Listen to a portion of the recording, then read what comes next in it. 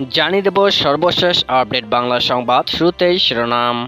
বিএনপির রাজনীতি এখন কোন পথে?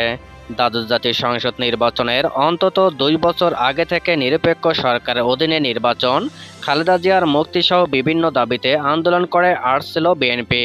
নির্বাচনের গত বছরের শেষের দিকে সংসদ থেকে পদত্যাগ করে এক দফার আন্দোলন শুরু করে দলটি, কিন্তু অক্টোবরের শেষ দিকে মহাসমাবেশ ঘিরে সহিংসতার ঘটনায় সরকারের ধরপাকড়ের মধ্যে টানা হরতাল অবরোধ করেও সফল হয়নি বিএনপি। থাকছে বিস্তারিত প্রতিবেদনে। এরপর জানিয়ে দেব, সেন্ট মার্টিন দখলের চেষ্টা করছে মিয়ানমার, বললেন মির্জা ফখরুল। সেন্ট মার্টিন দ্বীপ মিয়ানমার দখলের চেষ্টা করছে বলে দাবি করেছেন বিএনপির মহাসচিব মির্জা ফখরুল ইসলাম আলমগীর। তিনি দাবি করেন, সরকারের দাসসুলভ আচরণ ও নতজানু পররাষ্ট্রনীতির কারণে মিয়ানমারকে সরকার কিছুই বলতে পারছে না। থাকছে বিস্তারিত প্রতিবেদনে। জানিয়ে দেব, কাকে সন্তুষ্ট করতে সরকারের নীরবতা, বললেন মান্না।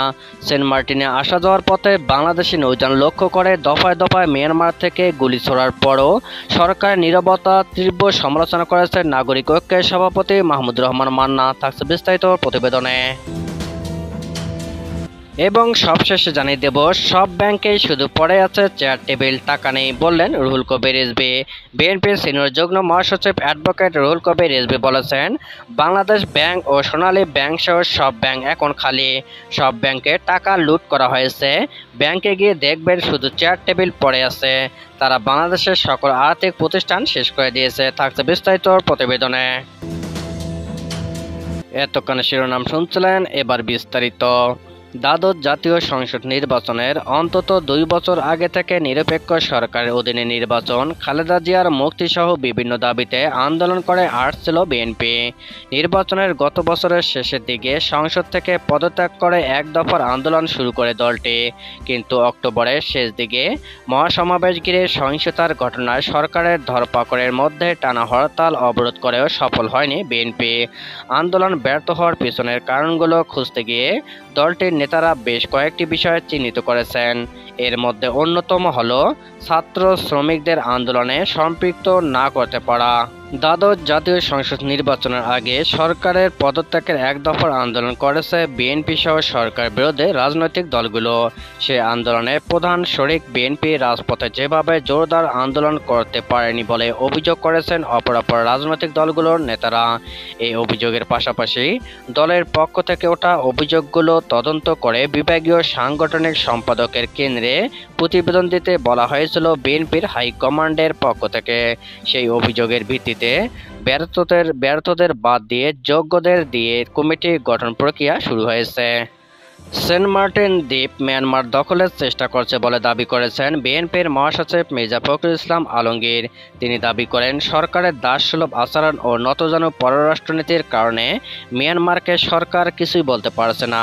শনিবার 15 জুন জাতীয় প্রেস ক্লাবে সংবাদপত্রের কালো দিবস উপলক্ষে এক আলোচনা সভায় তিনি এসব মন্তব্য করেন। মির্জা ফখরুল বলেন, মিয়ানমারের কারণে সেন্ট মার্টিনের চরম খাদ্য সংকট চলছে।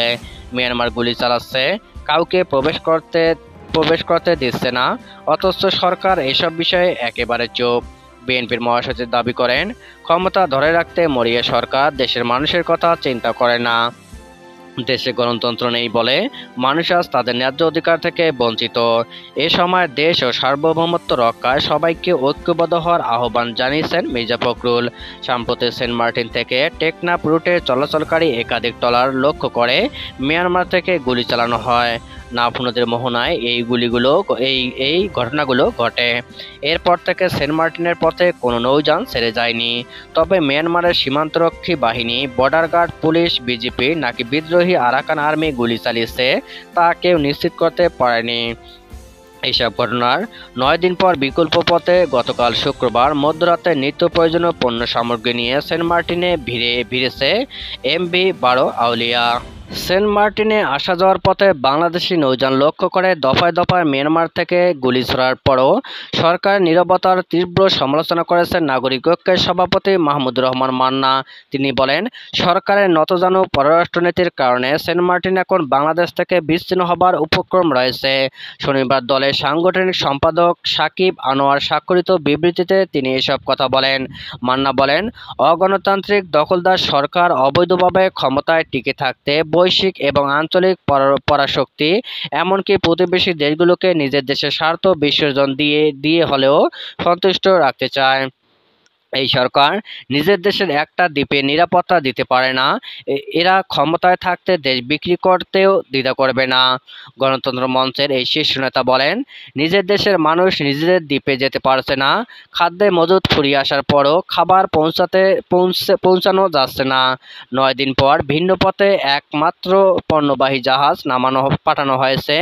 নিজ দেশের সীমানায় থেকে স্বাভাবিক পথে সেই দ্বীপে গেলে অন্য দেশ থেকে গুলি করা হচ্ছে। মিয়ানমার সরকারি বাহিনীর টহল বোট পেট্রোল দিচ্ছে। 14টি যুদ্ধজাহাজ দেখা যাচ্ছে সেন্ট মার্টিনের খুব কাছে, অথচ এখন পর্যন্ত সরকারের পক্ষ থেকে কিছু বলা যায়নি।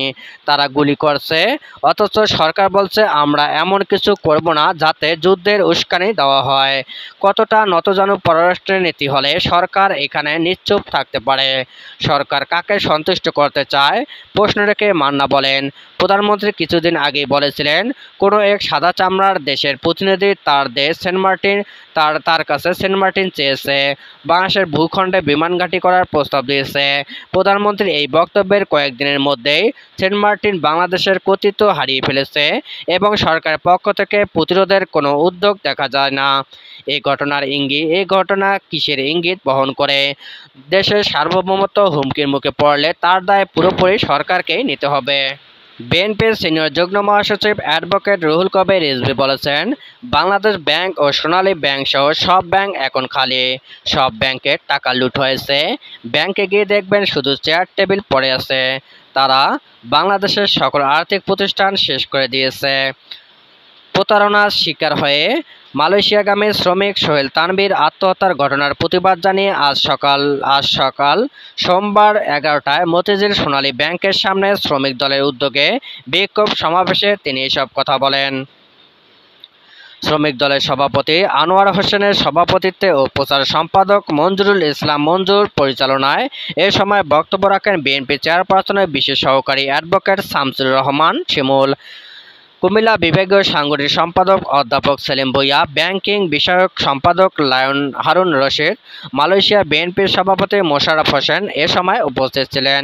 বিএনপির জাতীয় নির্বাহী কমিটির সদস্য একরামুজ্জামান বিপ্লব, শেখ শামীম, ডক্টর মারুফ হোসেন, শ্রমিক দল নেতা সুমন সবুজ, ফিরোজ আলম পাটোয়ারি, যুব দলের নেতা মাসুম শান্ত, ছাত্রদল নেতা ডাক্তার তৌহিদ রহমান আউয়াল, মাসুদ রহমান, রাজু আহমেদ সহ শ্রমিক দলের নেতাকর্মীরা উপস্থিত ছিলেন। রিজভী বলেন, আমরা বাংলাদেশের মানুষ এখন দম বন্ধ করার পরিস্থিতির মধ্যে বসবাস করছি। একদিকে গুম, খুন, ক্রসফায়ার, আরেকদিকে ক্ষুধায় দারিদ্রতায় মানুষ আত্মহত্যা করছে। তিনি বলেন, শেখ হাসিনার উন্নয়নের নমুনা হলো মানুষ বাঁচতে পারে না। বাংলাদেশ মালয়েশিয়া সরকারের মধ্যে চুক্তি হয়েছে, প্রতি ব্যক্তি যারা মালয়েশিয়া যাবেন তাদের লাগবে ৭৮,৫০০ টাকা, অথচ দুচক্র ৫,৪০,০০০ টাকা নিয়েছে। একদিকে ছাড়পত্র হয়েছে, পাসপোর্ট হয়েছে, সকল প্রস্তুতি শেষ হওয়ার পরও আজকের হাজার হাজার শ্রমিক মালয়েশিয়া যেতে পারেনি। বাংলাদেশের এই চক্রে কারা? তারা শেখ হাসিনার ঘনিষ্ঠ লোক। জেনারেল মাসুদ উদ্দিন চৌধুরী, নিজাম হাজারী, সাবেক অর্থমন্ত্রী লোটাস কামালের পরিবারই তারা দেশের ক্ষমতাশালী ব্যক্তি। তারা এই কুচক্রের সাথে জড়িত।